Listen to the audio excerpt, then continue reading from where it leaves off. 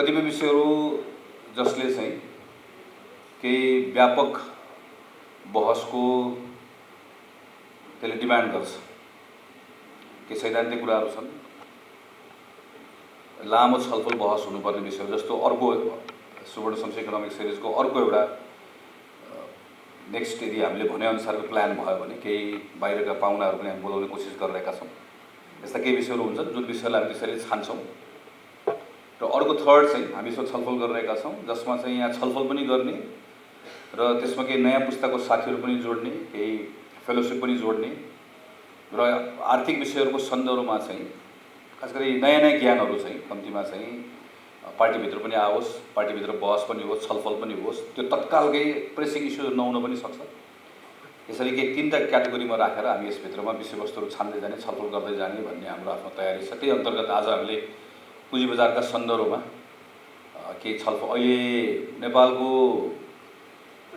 Election पछाडि सबैभन्दा राम्रोसँग अगाडि जाला भनेर अनुमान गरिएको, सबैले अत्यन्त ठुलो उत्साह पनि राखेको, अपेक्षा पनि गरेको, तर अनफर्चुनेटली हाम्रो पुँजी बजार जसरी जानुपर्ने हो त्यसरी जान नसकिरहेको।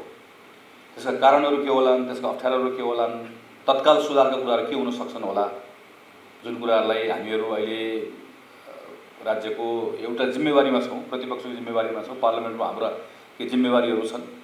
ती जिम्मेवारीको ठाउँबाट ती विषयलाई कसरी उठाउन सक्छौँ होला, अलिकति आज यसमा छलफल गरौँ भन्ने कुरा थियो। कतिपय कुराहरू भनेको हाम्रो साथीहरूलाई अलिकति सूचित पनि गरौँ। हाम्रो साथीहरू यस्ता कुराहरूमा एजुकेटेड पनि हुनुपर्छ, थाहा पनि पाउनुपर्छ विषयवस्तु आउने सुन्ने कुराहरू, नयाँ कुरा सिकिन्छ, जानिन्छ। यसबाट अब आज आउनुभएको साथीहरूलाई यसबाट अरू थप जान्ने मतलब विश्वास छ, तपाईँहरूको रुचि बढ्छ यसमा र भोलि गएर यी विषयहरूका सन्दर्भमा व्यापक दृष्टिकोण पनि राख्न सकिन्छ भन्ने उद्देश्यले आज हामीले कार्यक्रमको आयोजना गरेका हौँ। म थोरै ढिलो भयो, माफी चाहन्छु। म अर्को एउटा कार्यक्रम अलि लामो भएको कारणले गर्दाखेरि, तर डाक्टर साहबले यसलाई कोअर्डिनेट गर्नुभयो, सबै आइदिनु भयो।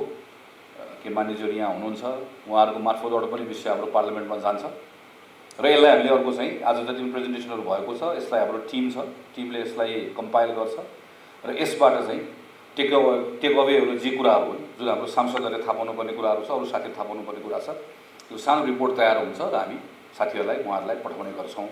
त्यसैले यहाँ आजको छलफलमा उठेका प्रत्येक कुरा हाम्रो लागि मननीय पनि रहे, महत्त्वपूर्ण पनि रहे। यसको लागि हार्दिक आभार प्रकट गर्छु र फेरि एकपटक यहाँहरू सबैलाई पनि सहभागिताको लागि हार्दिक धन्यवाद दिएर मेरो कुरा टुङ्ग्याउँछु। धन्यवाद, नमस्कार, धन्यवाद।